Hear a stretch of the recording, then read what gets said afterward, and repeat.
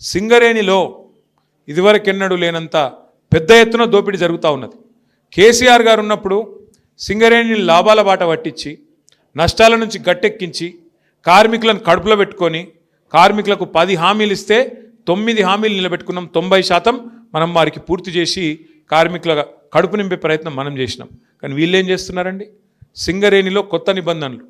గతంలో మన ప్రభుత్వం ఉన్నప్పుడు 9.5 ఏళ్ళు సింగరేణిలో ఏదైనా టెండర్ వస్తే ఎవరన్నా రావచ్చు, ఎక్కడి నుంచి దేశంలో ఎక్కడి నుంచైనా రావచ్చు, టెండర్ వేసుకోవచ్చు.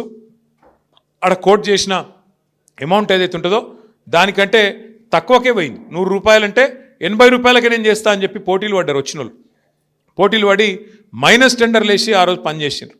కానీ కాంగ్రెస్ రాగానే ఒక కొత్త నిబంధన పెట్టిండ్రు. ఏమని? సైట్ విజిట్ సర్టిఫికేట్ అట. అంటే ఏమిటిది? ఇప్పుడు నువ్వు ఉదాహరణకు నువ్వు చెన్నూరులో ఉన్నావు, ఇక్కడెక్కడో మహబూబ్ నగర్లో ఒక పని పడ్డది.